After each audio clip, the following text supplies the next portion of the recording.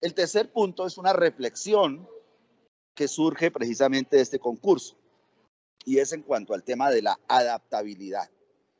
Una cosa es que nosotros nos planteemos la adaptación al cambio, que es necesaria, que es la adaptación a los sistemas, ¿sí? Yo creo que en eso no tenemos nosotros ninguna discusión con absolutamente nadie.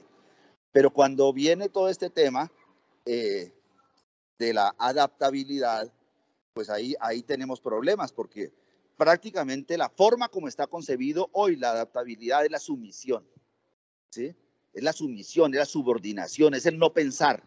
Y entonces, por ejemplo, en el concurso sale una pregunta donde dice que se fueron los asesores y que llegó un nuevo asesor, un nuevo grupo de asesores, y que esos asesores, un trabajo que debía desarrollarse en un tiempo determinado, les dio porque tenía que ser para mañana y tenía que entregarlo en las mejores condiciones. Y entonces ahí lo obligan a que uno conteste, mejor dicho, que tiene que adaptarse a eso. Esa no es la adaptabilidad, compañeros. La adaptabilidad no es adaptarnos a la mayor sobreexplotación, ¿sí? Y a empeorar nuestras condiciones laborales. Esa es una discusión muy profunda y yo creo que nosotros tenemos que entrar a cuestionar precisamente este código de ética en este problema de la adaptabilidad, porque ahí lo que están es creando mecanismos de sobreexplotación del trabajo, ¿sí? Y eso es muy distinto a la sobreexplotación del trabajo, a que nosotros nos adaptemos a los cambios, a la tecnología, a la revolución permanente, que es una revolución tecnológica. Eso lo quiero dejar así, porque simplemente es una reflexión alrededor del tema. Bueno, ahora quiero pedirle el favor a Ailín y a Fernando, que por favor me regalen el enlace, porque nuestro profesor no se ha podido conectar porque no tiene el enlace, a pesar de que se le envió por correo. Entonces quiero por favor que alguno de los dos, en la medida de la mayor velocidad, me regalen el enlace para podérselo enviar a nuestro profesor. Hoy tenemos un tema muy interesante, porque es el tema de la reforma tributaria. El profesor que va a entrar es una persona que está trabajando en el Congreso, que es asesor del senador Bolívar, que es profesor de la Universidad Bautista, de la Universidad Nacional, el doctor Jairo Bautista, y él pues realmente es un conocedor en qué va la reforma tributaria. Y creo que es importantísimo que nosotros escuchemos esta charla, porque ahí nos estamos ubicando en el centro de la discusión. Él está en el Congreso, él es profesor de la Universidad Nacional, es un contador público, es magíster en administración pública y es asesor del senador Gustavo Bolívar. Bueno, yo creo que nos va a dar una excelente charla realmente sobre este tema. Entonces, esperemos un minutico que él se conecte, porque pues ya le envié el link.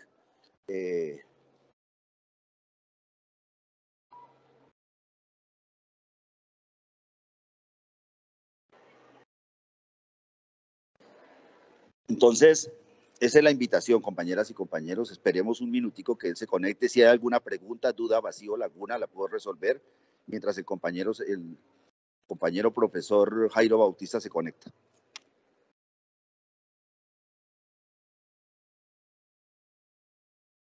Buenas tardes, compañeros. Pues a mí me gustaría que mientras tanto nos comentaran cómo les fue en el examen y pues la experiencia de cada uno de los que presentaron. Me gustaría saber, gracias.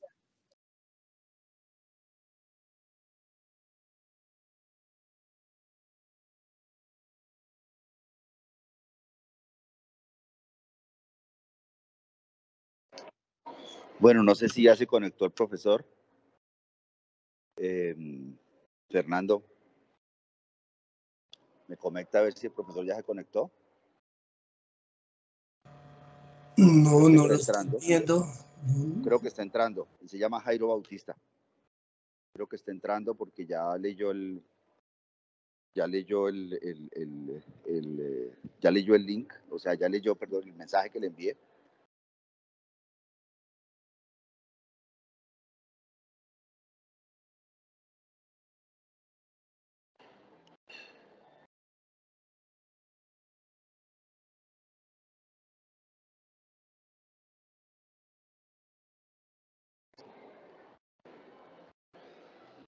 No, aún no. ¿Ya entró? No lo veo todavía, no.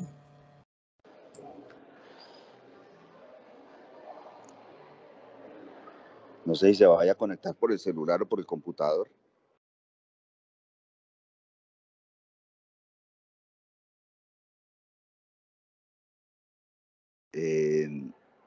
Les pido el favor, compañeros, que tengan paciencia. Si alguien quiere hablar de lo que quiera, pues puede ser de su experiencia en el concurso, de las expectativas que tiene, mientras el profesor Jairo Bautista se conecta. Y si no, pues entonces... Hola, buenas tardes. Jorge Mario pidió la palabra, por favor, ¿sí? Ah, bueno, listo. Hágale, Jorge Mario, mientras tanto. Tuve una pregunta, se mencionó algo sobre convocatoria de nuevo concurso ahorita en diciembre.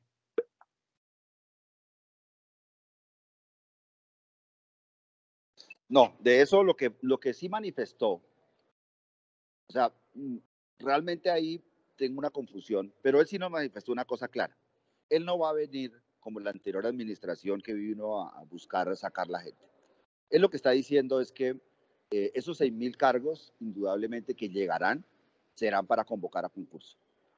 O sea que si vamos a tener 6.000 nuevos cargos, yo lo que supongo, ahí sí no estoy diciendo exactitudes porque estoy haciendo un supuesto, es que llegarán los 6.000 cargos, apenas estén esos cargos acá, pues nombrará una provisionalidad, pero inmediatamente va a citar a concursos todos esos 6.000 cargos. ¿Sí? Eso sí lo va a hacer. Es a partir de esa manera. ¿Sí? Bueno, ya está el profesor ahí. Entonces, profesor Jairo, ya hicimos la presentación, ya todo el mundo sabe pues, que es un magíster en la administración pública, que es profesor de la Universidad Nacional y es asesor del senador Bolívar. Entonces le doy la palabra para que nos entere sobre toda esta discusión de actualidad en el tema de la reforma tributaria. Muchas gracias. Bueno, compañeras y compañeros, muy buena tarde. Justamente acabo de salir de una audiencia que uno podría titular como Los ricos también lloran, ¿no? En estas audiencias uno sabe por qué Rafael Pombo escribió La pobre viejecita en Colombia. Los gremios activados, el lobby empresarial funcionando al 15.000%, todos con estudios sobre los escandalosísimos impactos de la tributaria en cada uno de los sectores. Digamos que esto ha sido un poco como un espacio para hablar o para decirnos un poco más de lo mismo. Sin embargo, yo creo que eso es un poco un espacio, ¿sí? Hay un debate de fondo de economía política que yo quiero comenzar con una frase del maestro Salomón Kalmanovitz que decía algo muy sencillo y es, siempre que usted hable de impuestos, siempre que le pregunte usted a alguien sobre el tema tributario, siempre le va a decir, los impuestos son los otros. Entonces, digamos, cuando viene el recaudador, siempre le pregunta a usted, bueno, impuesto para usted, entonces, no, yo genero, yo soy pobre, o este beneficio X, o bueno, digamos que el universo de la economía política del tributo tiene esa particularidad, ¿no? Nadie quiere pagar impuestos. Curiosamente, esto quiere decir que es un problema de poder, de incidencia, de capacidad, de movilización. Y lo que yo les venía diciendo es que hoy esta audiencia obviamente lo que ha mostrado es una capacidad de movilización muy fuerte del lobby empresarial, como era de esperarse, ¿no? Entonces uno encuentra los criterios más absurdos, los criterios más traídos de los cabellos,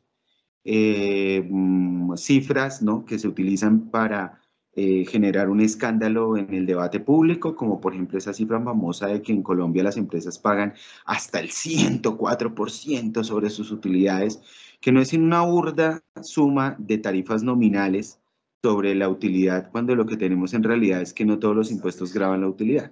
Entonces ahí tenemos, digamos, una amplia cantidad de lógicas que están, digamos, cruzadas, escenarios de debate alrededor de quién va a pagar impuestos en Colombia, y obviamente la propuesta que trae el gobierno de Gustavo Petro es una propuesta diferente, y es una propuesta diferente porque ha estado planteada desde dos puntos fundamentales.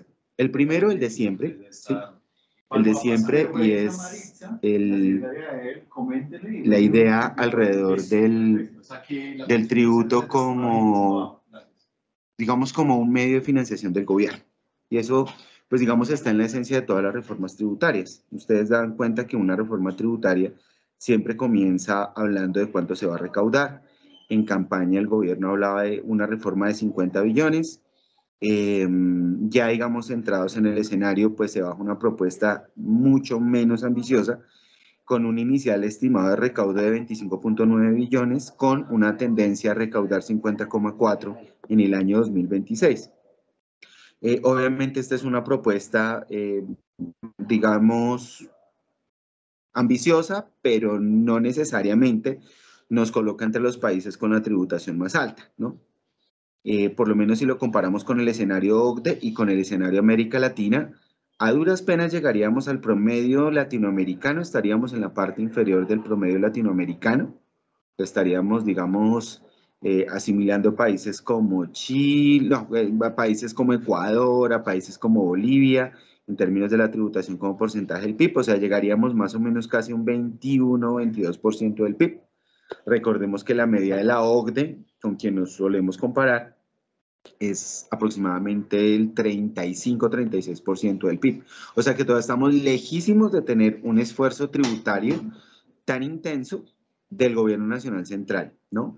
Aunque pues no voy a entrar en detalles del debate técnico, creo que sí hay muchos debates que hay que dar allí, creo que esa es una medición que está ignorando, por ejemplo, las cotizaciones que se hacen a salud y pensiones, que en otras partes del mundo son consideradas también como ingresos fiscales. Pero digamos que en términos de un debate más sencillo, más simple, creo que ahí no hay, digamos, mayores sorpresas ni mayores esfuerzos adicionales que uno dijera que pues van a impactar decididamente en la capacidad de tributación tanto de personas como de empresas.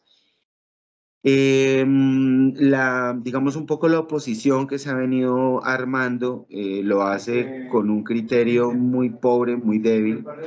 Yo quisiera señalar, por ejemplo, que entre lo débil y lo pobre que está el tema, uno sí tiene que decir que, por ejemplo, salen a decir que los impuestos que se proponen son confiscatorios, una figura del derecho tributario, pues, del derecho administrativo, que en realidad no se puede aplicar, pues porque básicamente no se está transfiriendo la propiedad a partir de los impuestos, ¿sí? Un impuesto es confiscatorio cuando el costo del impuesto es mucho más alto que el costo de mantener la propiedad, y pues en este caso no está sucediendo. Esa particularidad de la reforma creo que es importante señalarla, porque la segunda crítica que le ha hecho la oposición es que son impuestos o es una reforma que afecta a los hogares de clases o de estratos medios y bajos. Un debate adicional que valga la pena señalar, pues tampoco hay mucho que decir, ¿no? Y no hay mucho que decir por varias razones. La primera es que en Colombia esa definición de clase media es una definición, pues digamos que no tiene el rigor adecuado, es una definición que la podemos abordar desde muchos puntos de vista. Yo lo que puedo decir en términos de comprender un poco el fenómeno tratando un poco de jugar digamos, a tratar de tener un debate lo más fluido posible, digamos, sin casarse directamente con un concepto, es que la DIAN el año pasado produjo una estadística que llamó mucho la atención en el medio en Colombia, y era que la clase media en Colombia era todos aquellos que tienen un ingreso personal de entre más o menos 680.000 y 3.520.000 pesos. Donde está ubicada casi el 23-24% de la población colombiana. No, un poco más, quizás 34% de la población colombiana se define a sí misma como de clase media bajo esa estandarización. Entonces, ¿qué quiere decir eso? Pues que por encima de ingresos de 3.540.000 para arriba, pues podemos decir que esa es una clase alta, ¿sí? Y yo quiero llamar la atención en el segundo tema que me parece importante de esta reforma, aparte del recaudatorio, y es que, como ustedes ya pueden ir intuyendo, el problema más serio que tenemos en la sociedad colombiana, y curiosamente el de menor importancia o el de menor grado de importancia, es justamente el que está relacionado con la desigualdad.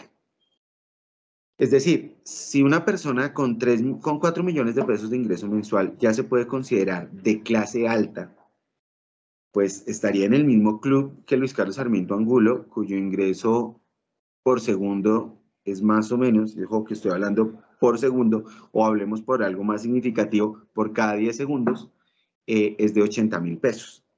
O sea, Luis Carlos Sarmiento Angulo, si uno le contabiliza las utilidades, las ganancias de todas sus empresas que van a parar a su capital personal, el hombre se embolsilla 80.000 pesos por cada 10 segundos.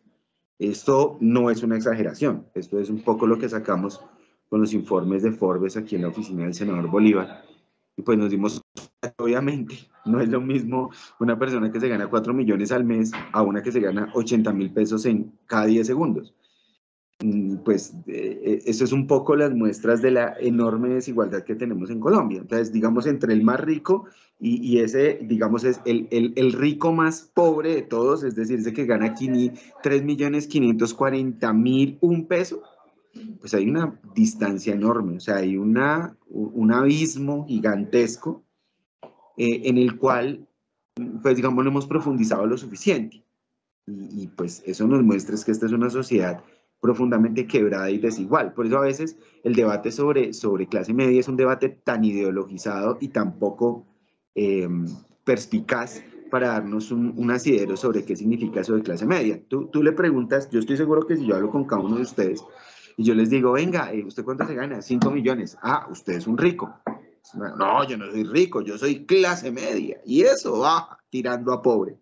Porque uno siempre tiene la idea de que es muy, muy pobre, pero claro, si usted lo compara estadísticamente a alguien que se gana 5 millones con el 39% de los colombianos que están en línea de pobreza, una línea de pobreza implica un ingreso mensual de 320.000 pesos más o menos, pues obviamente hay una distancia enorme, o sea, entre el que se gana 5 millones al mes y el que se gana 320.000 pesos al mes, pues también hay una distancia gigante. Es un poco para poner las cifras claras en materia de desigualdad. Yo creo que eso es un primer elemento de la reforma. Ninguna reforma se ha preocupado en los últimos años por hablar de eso. Y eso también hay que decirlo. O sea, todas las reformas proponen un discurso muy bonito alrededor de eso que llaman reforma tributaria estructural, pero nadie es lo suficientemente vehemente para decirnos qué significa reformar estructuralmente el sistema tributario. Y en este sentido el gobierno Petro pues pone el dedo en la llaga, dice listo, esto es una reforma para la equidad social, esta es una reforma para reducir los niveles de desigualdad, esta es una reforma que tiene que soportar el top del 1% de los más ricos, y pues el top 1% de los más ricos justamente coincide con personas que están con ingresos superiores a los 10 millones de pesos mensuales por persona. Bueno, usted puede cambiar ahí la unidad estadística y puede meter hogares y decir que son, no sé, 40 millones por hogar o 20 millones por hogar. Pero, pues digamos, de alguna manera esos son los debates técnicos. Los debates de economía política son, digamos, a la vez que son más simples en el discurso, son más complejos en su ejecutoria y en su realización. Y lo que se busca es que esta reforma la pague no los 48 millones de colombianas y colombianos que tienen ingresos menores de 10 millones, sino el 1.1 millones de personas que tienen o tenemos algunos, pues yo todavía no estoy en el top, pero pues bueno, eso es un elemento también de discutir sobre quién deberá cargar los platos o el peso de este esfuerzo fiscal. Y obviamente pues las reacciones nos hacen esperar, ¿no? Eso lo que ustedes ya intuirán es que aquí ha habido un enorme esfuerzo por tratar de desviar el centro del centro de la discusión, y hay dos líneas fundamentales para tratar de desviarlo del centro de esta discusión, y una es la idea del impuesto confiscatorio, ya les dije inicialmente, pues muy falsa, y segunda, que estos impuestos afectan gravemente la economía de los hogares más pobres. Es un tema, pues que digamos yo quisiera señalar un poquito más adelante algunos puntos sobre la discusión. ¿Qué ha venido pasando en el Congreso? Pues que esa reforma de 25,9 billones, ya todo el mundo empezó a reaccionar, ya gremios como la ANDI nos dijo hoy de frente, digamos en ese escenario, ministro, ¿para qué quiere 25 billones? Con 2 es suficiente. Entonces viene la segunda parte de la economía política. ¿para qué necesitamos una reforma tributaria? Entonces, obviamente, pues sí, claro, para financiar el gobierno, pero ¿para financiar qué de ese gobierno?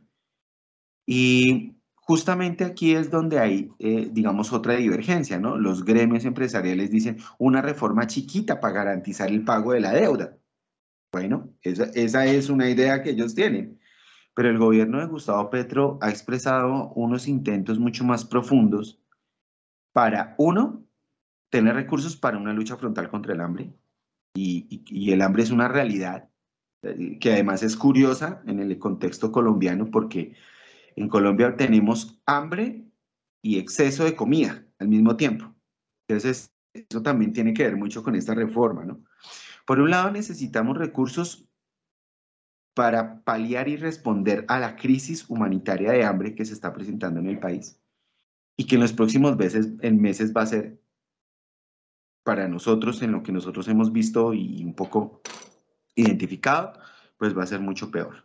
O sea, esto va a tender a empeorar porque las condiciones del entorno internacional, el aumento de, digamos, las importaciones de insumos básicos a la economía, tanto para la producción de alimentos como de alimentos en sí mismo, se está viendo afectada, uno, por su escasez, el conflicto Rusia-Ucrania, todos ustedes saben el impacto que tiene, por ejemplo, en la provisión de maíz y trigo, y por otro lado, pues digamos un poco el alto precio del dólar que hace que las importaciones de cualquier tipo de bien sean mucho más costosas, mucho más caras. Entonces ahí hay un panorama que pues nos está poniendo presión y hace que los alimentos sean mucho más caros. Ya la última cifra que nos entregó el DANE es que la inflación de alimentos llegó al 29% en lo corrido del año. No estamos hablando del año corrido entre julio del 2001 y del 2021 y julio del 2022, sino que es lo que va corrido del año 2022. Entonces hay una inflación enorme jalonada por alimentos base como los cereales, como los lácteos, como cárnicos. Entonces ahí tenemos un serio problema y eso lo que va a hacer es que cada vez vayamos a tener una población cuyo ingreso, que como les acabo de decir, digamos población por debajo de la línea de pobreza, 320.000 pesos al mes, pues ustedes ya se imaginarán, y es un poco la tragedia que ustedes y yo entendemos, es que cada vez tendremos que destinar una parte mayor de nuestro ingreso para comprar alimentos y pues digamos, quienes de alguna manera podemos hacer eso, no tenemos mucho problema, nos quejaremos de los precios, iremos Virgen Santísima, ya un billete de 50.000 no alcanza para el almuerzo, pero habrá personas que frente a eso lo que podrán decir es no me alcanza para comprar comida o no me alcanza para comprar la suficiente comida y entonces tendré que reducir la ingesta de alimentos. Esa es una cara de este problema. La otra cara de este problema es un fenómeno que curiosamente parece absurdamente contrario, y permítanme ustedes utilizar esa expresión, y es el fenómeno de una población que al 53% de ella está sufriendo problemas de sobrepeso y obesidad. Entonces ahí tenemos otro lío. ¿Por qué sufrimos problemas de sobrepeso y obesidad? O sea, en un lado tenemos los que no tienen alimentos y en el otro los que estamos muy gordos porque estamos consumiendo productos que no son sanos para la salud, tienen altos contenidos de grasas, de azúcares que se convierten en grasas, de sodio. Y pues, digamos, la obesidad y el sobrepeso son factores claves para el desarrollo de enfermedades como la diabetes y la hipertensión. Entonces ahí tenemos otro problema. Digamos, la población de menores ingresos, y esto es un tema clave si nosotros queremos entender las críticas de la oposición a la reforma, las personas de menores ingresos no solamente pueden tener privación de alimentos, sino que en realidad se ven impulsadas a consumir una gran cantidad de alimentos, si es que se le puede decir así, de productos alimenticios, de comidas ultraprocesadas y con altos contenidos de azúcares que van en contra de su salud. Y miren, les doy este dato de lo impactante que puede llegar a ser esto. Cuando ustedes miran el número de personas muertas por COVID-19 entre 2020 y 2021, más o menos un corte que hicimos nosotros aquí en la oficina hacia diciembre del año pasado, nos encontrábamos que el 54%, perdón, que el 54% de las personas en Colombia pertenecen a los estratos 1, 2 y 3. Perdón, 1 y 2. 54% más o menos pertenecen al estrato 1 y 2. Pero cuando mirábamos las personas muertas por COVID, casi el 65% de las personas muertas por COVID vivían en zonas de estratos 1 y 2. Entonces nosotros empezamos a mirar una correlación allí interesante y empezamos a encontrar cifras y a hacer cruces y nos dimos cuenta era que las personas que tienen menores niveles de ingreso y que están ubicadas en zonas, digamos, como más pobres en las ciudades y en los campos, pues tienen mayores prevalencias de obesidad y sobrepeso. O sea, entre más pobre eres, más gordo eres, más sobrepeso tienes, más hipertenso y diabético eres, que son condiciones que agravaban el desarrollo del COVID-19 y por tanto te llevan a la muerte.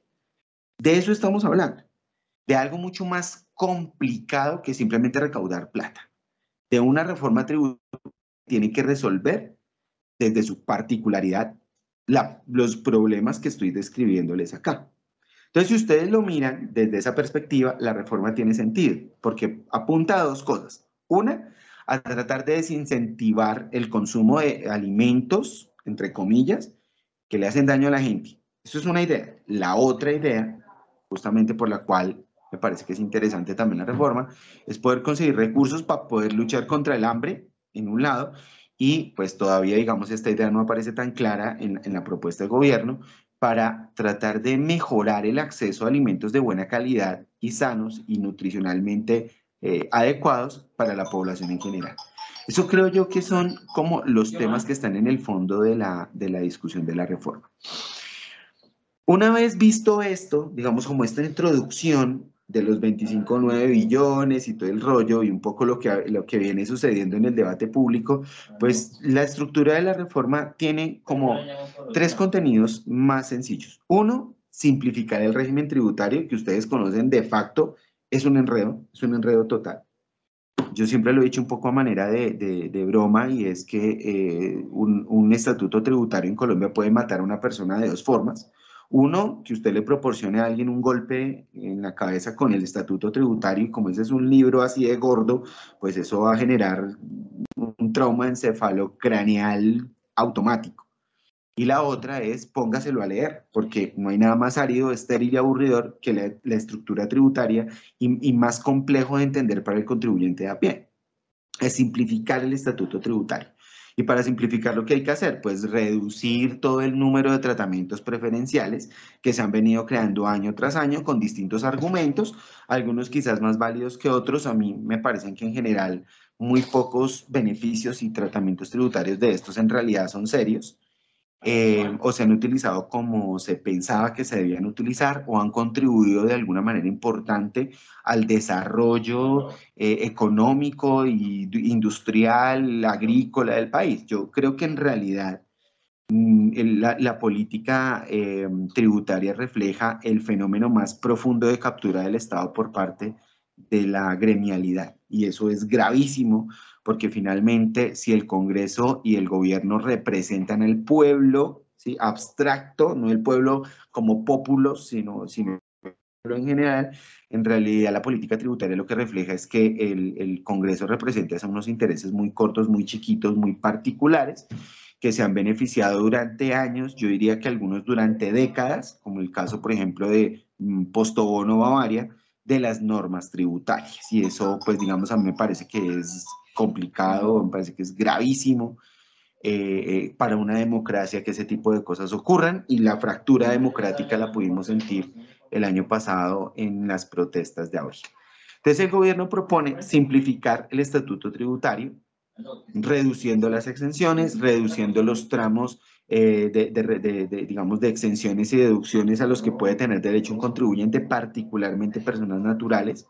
Eso me parece que es una idea que pues es la base de la construcción de la democracia de cualquier país, ¿no? Eso no tiene nada de extraño, ni de estrambótico, ni mucho menos de expropiador. Es simplemente lo que cualquier país normal en una democracia parlamentaria republicana hace, y es aplicar el principio de progresividad, y es que los más ricos paguen más y los más pobres paguen menos, y los que no tienen nada pues no pagarían nada, ¿no? Entonces un poco esa discusión que me parece que debía estar allí desde el principio, es un poco lo que nosotros debemos recordar a la hora de poder entender toda la dinámica del debate que se está proponiendo.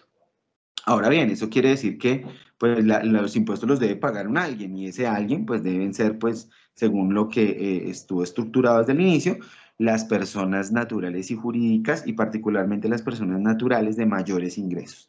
Eso es, digamos, uno de los grandes pilares de la reforma, simplificar y hacer más progresivo el sistema tributario. ¿Cómo lo hacen? Digamos un poco, hay varias fórmulas. La primera, este tema de las pensiones, ¿sí? Que ha causado mucha molestia, ¿cierto? Incluso con algunas salidas un poco grandilocuentes de personas que se sienten legítimamente afectadas, y eso es normal, diciendo que es anticonstitucional cobrar un impuesto a las pensiones. No, o sea, creo que ese no es el argumento.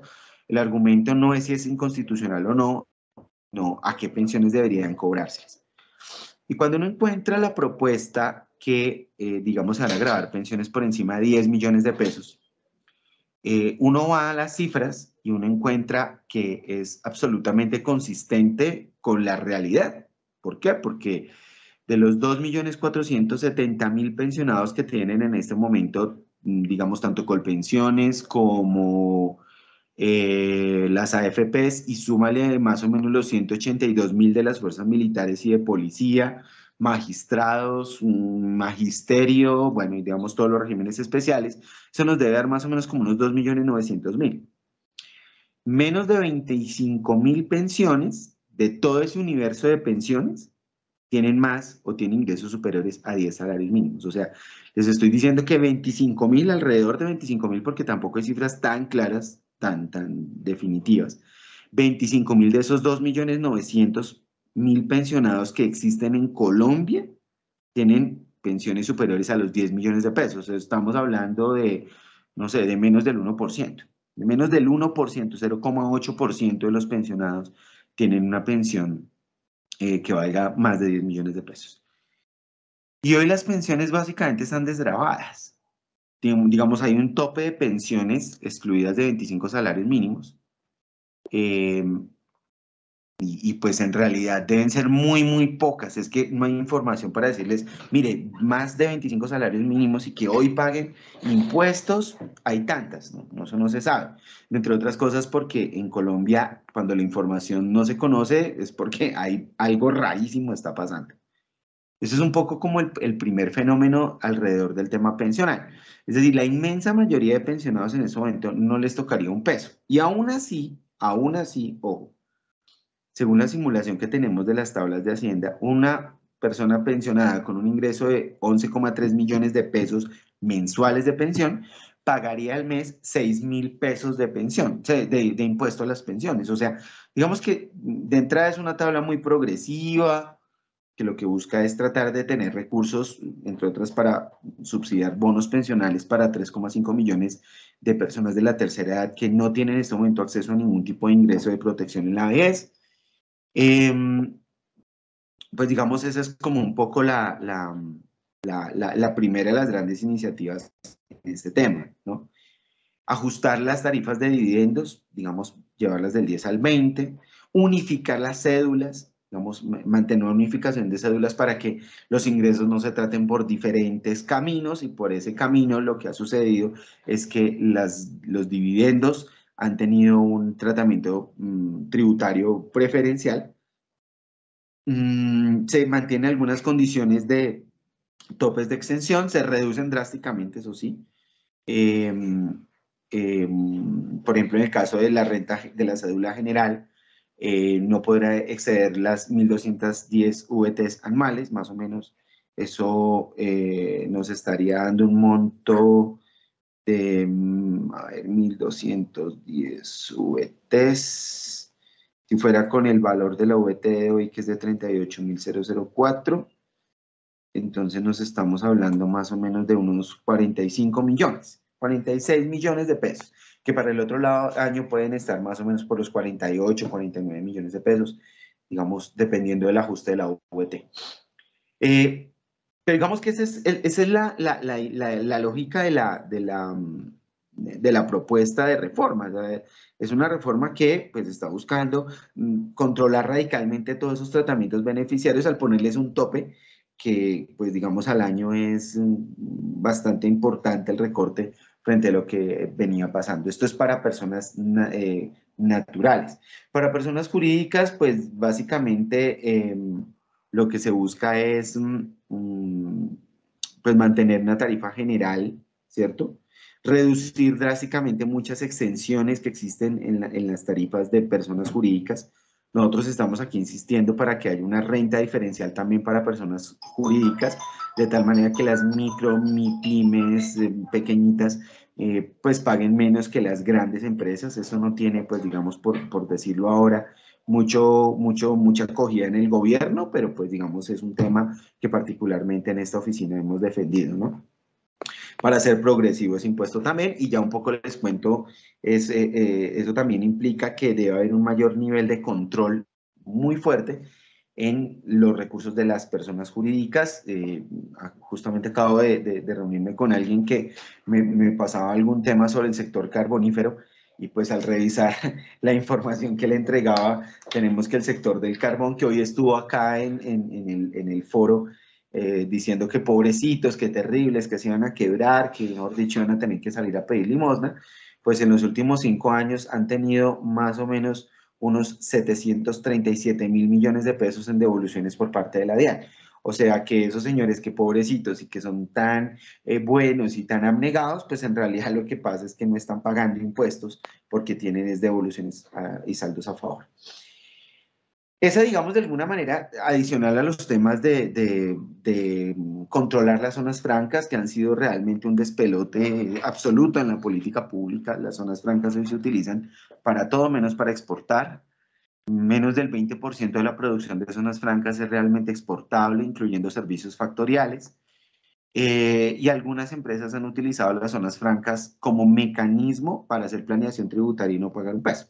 Entonces eso, pues básicamente, el darle un límite a los beneficios de las zonas francas, exigiéndoles un plan de internacionalización, es clave. Hay temas que en general han tenido, pues digamos, mucha polémica. Por ejemplo, la deducción del ICA, la reforma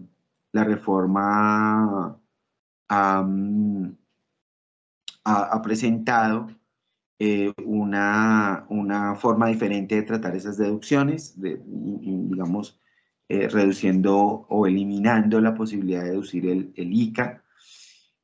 Haciendo un cambio en los impuestos de ganancias ocasionales, se introduce, entre otras cosas, por ejemplo, un impuesto de ganancias ocasionales o un tope a la ganancia ocasional exenta por concepto de seguros de vida, de loterías, establece unos límites, unos topes teóricos máximos para las exenciones de ganancias ocasionales, y particularmente polémico ha sido el tema de la utilidad en la venta de casas o apartamentos, que ha sido utilizado también por la oposición para, digamos, de alguna manera estigmatizar los alcances de la reforma. Le dicen a la gente, señores, ustedes pobrecitos que tienen una casita que ha luchado toda su vida y la van a vender, el gobierno le va a quitar. Es un poco el discurso que yo le he escuchado a algunos en la oposición, particularmente a la senadora Paloma, y se le pueden quitar el 39% del valor de la venta de su casa.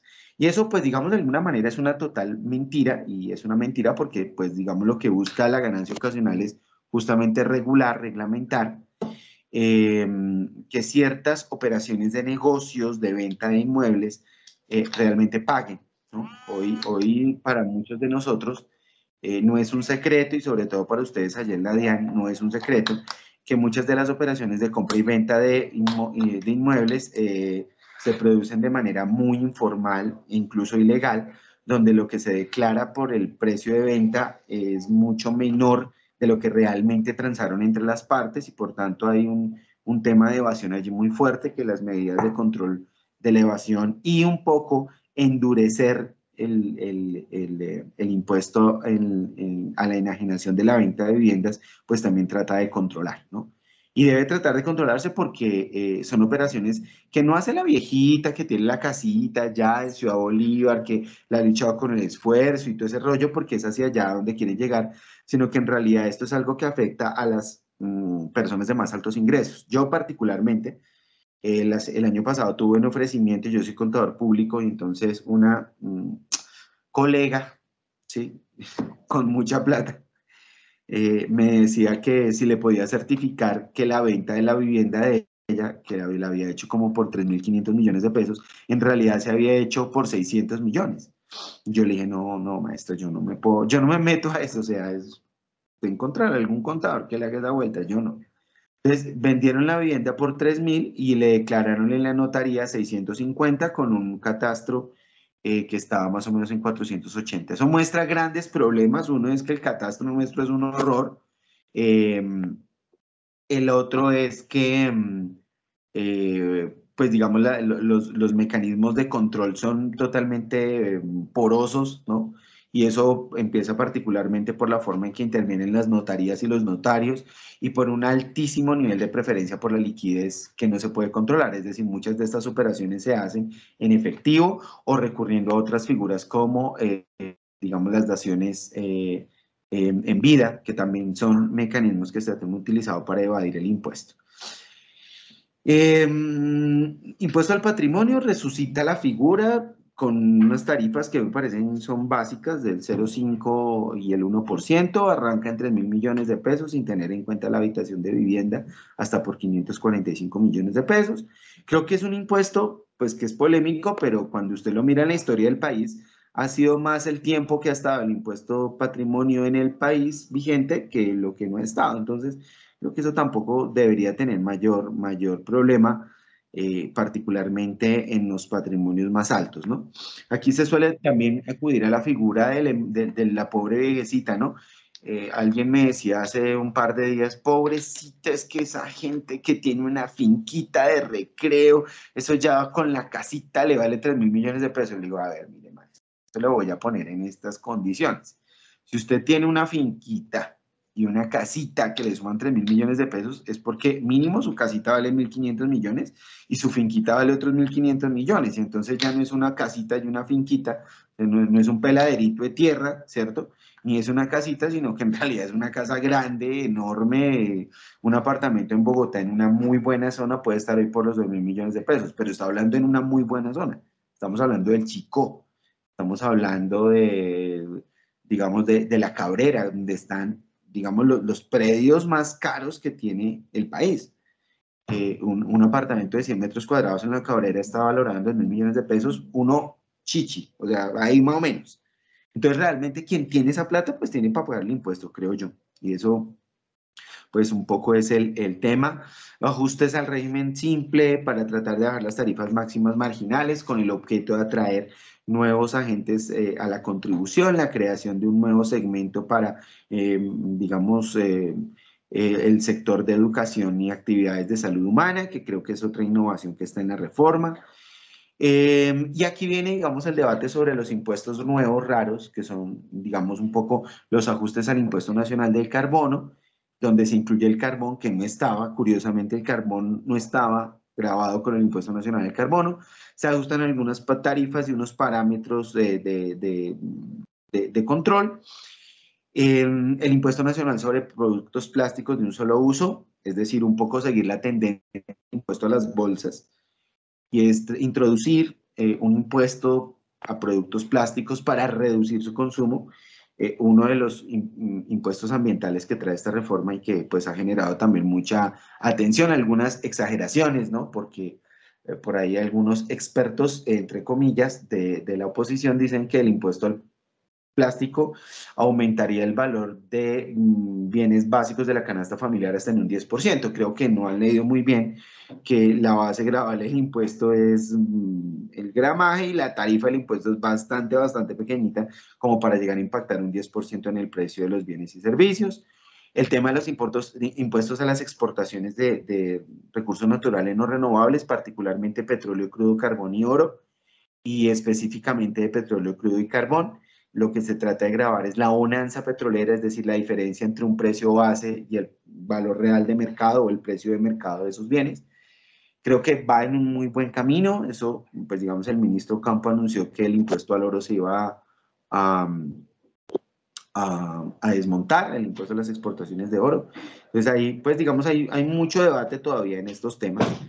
Y pues los impuestos saludables que yo les señalaba al inicio, empezando por el impuesto nacional al consumo de bebidas ultraprocesadas azucaradas.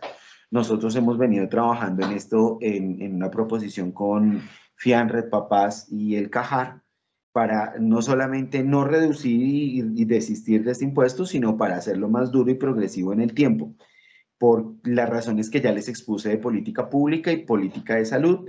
Estamos en una condición muy compleja, como se los indiqué anteriormente. Y creo que con romantizar el salchichón, el pan y la gaseosa, poco beneficio le estamos haciendo a la salud de las clases menos favorecidas en el país, ¿cierto?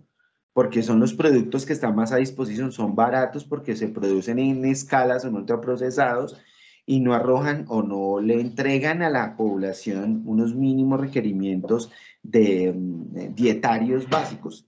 Les pongo un ejemplo. Una gaseosa Coca-Cola 2 litros vale en el mercado 5.200, 5.300 pesos.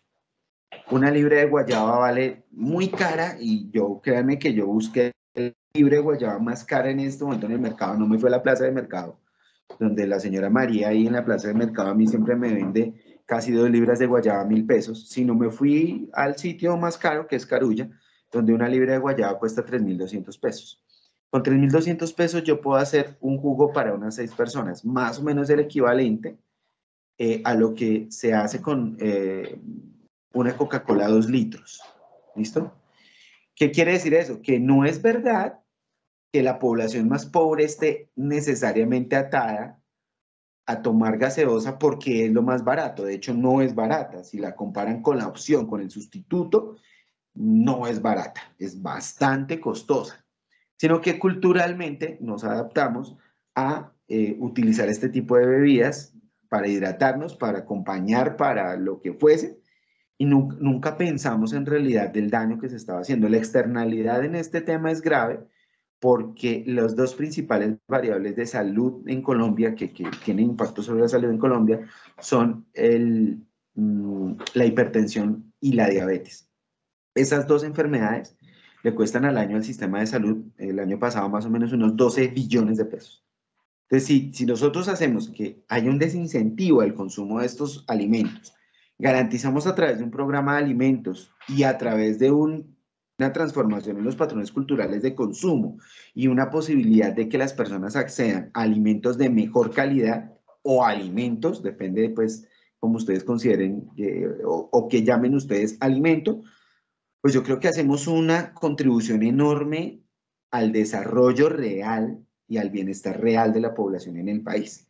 Y esa, digamos, de alguna manera es un poco la intención de lo que la reforma hasta el momento, pues, ha trascendido. Ahora, ¿qué está pasando en el Congreso? Pues yo lo que veo es que, pues, el gobierno se ha reunido con distintos gremios, con distintos sectores. Creo que ha sido una labor intensa de hablar, ¿no?, con distintos sectores.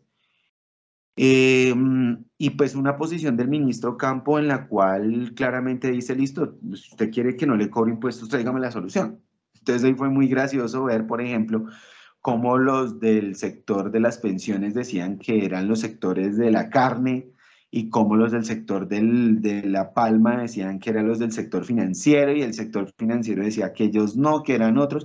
Entonces un poco con lo que al inicio de esta charla es, tengan en cuenta que si los impuestos son los otros, entonces un poco de la economía política de esto es quién va a pasar la factura o a quién le van a pasar la factura.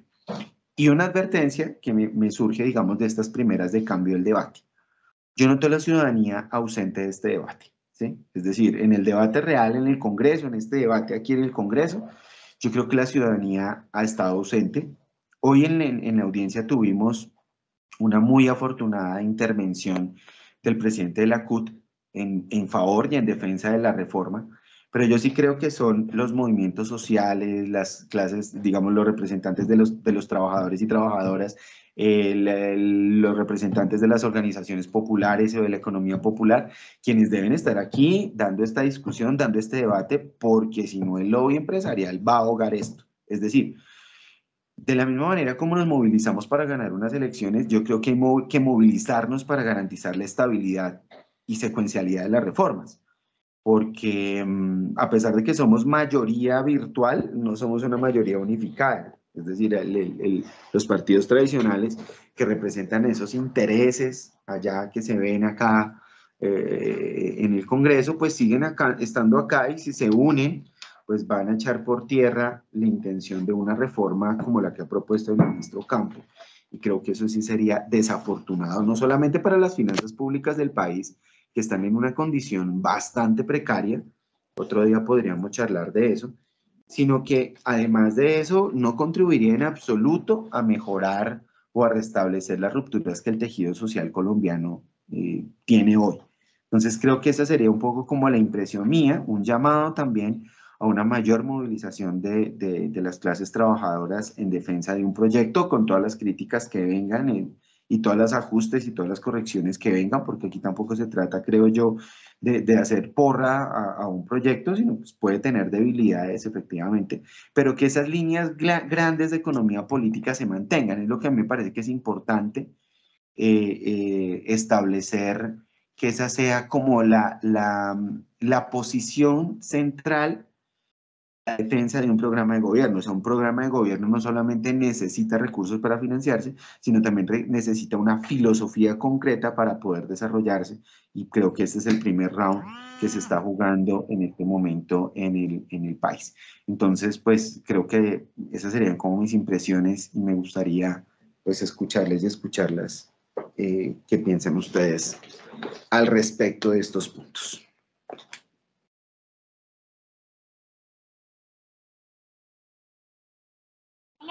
Jairo, una pregunta es, ¿cómo nosotros podemos actuar en ese sentido? ¿Sería ir al Congreso, hacer el lobby o cómo sería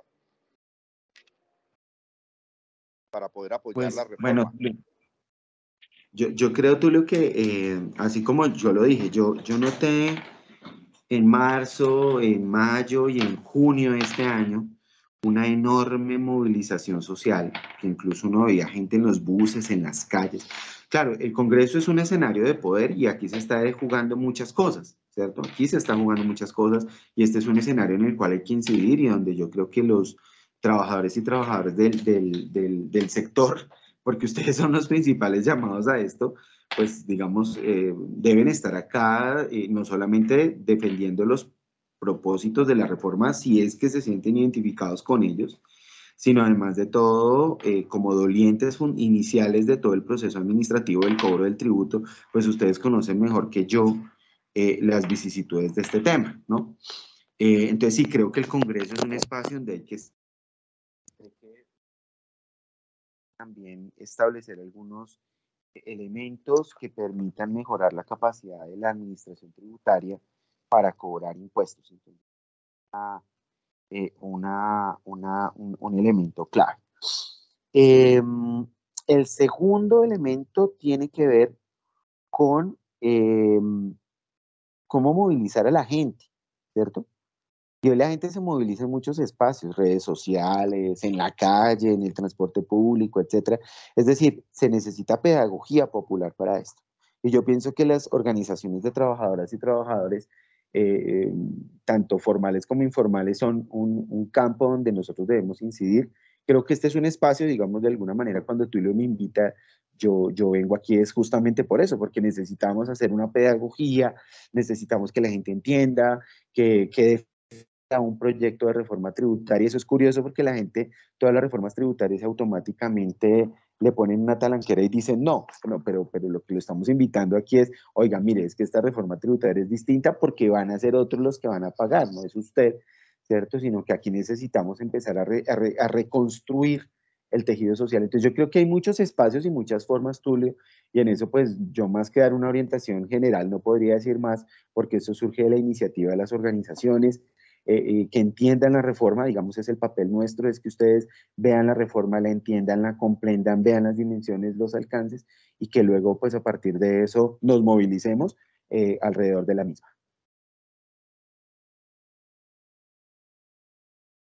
Buenas tardes, doctor Jairo.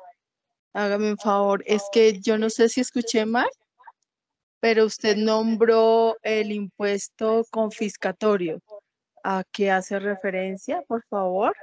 Gracias. Bueno, a ver, cuando uno habla de impuestos confiscatorios, uno lo que hace es digamos, aquí se utiliza en una retórica política muy barata, ¿no? Eso es básicamente un concepto del derecho medieval que hace referencia a los límites del derecho del rey. El rey no tenía derecho a imponer un impuesto tal que le hiciera insoportable la carga al tenedor del tiene. Entonces, si a ti te piden un impuesto muy grande por la tierra que tú no puedes pagar, entonces el rey dice, listo, como no me puede pagar, entonces esa tierra es mía, te la expropio. Eso quiere decir que la carga, digamos, tributaria es muy gravosa para el contribuyente y por ende es inaceptable e intolerable, y eso rompe un principio de la democracia occidental moderna.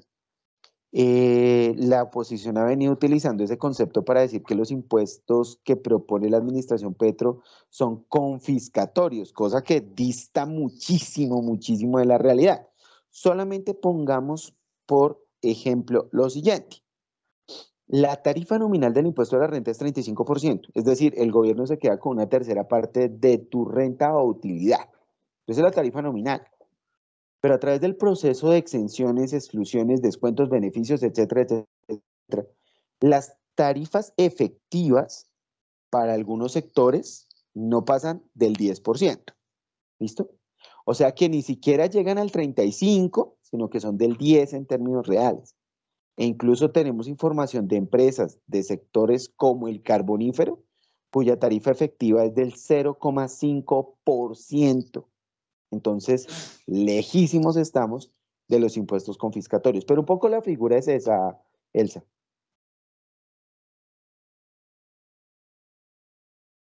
Vale, muchísimas gracias, doctor.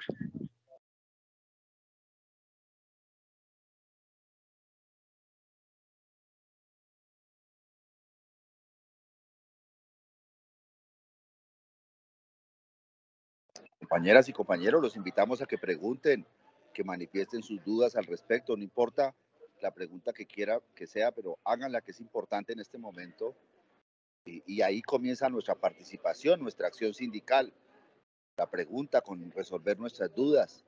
Ya tenemos claro que debemos movilizarnos para que este 1% más rico y el 1 por 1000 súper rico y las multinacionales paguen lo justo. Entonces, preguntemos, compañeras y compañeros.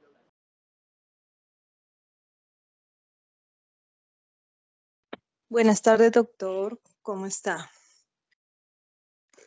Usted nos estaba diciendo que en Colombia hay una concepción equivocada de lo que es una persona rica, ¿no? Que no es lo mismo ganar 4 millones a un gran empresario. Entonces, el gobierno de ahora, ¿cómo piensa cómo arreglar esa concepción, o sea, cambiar ese concepto?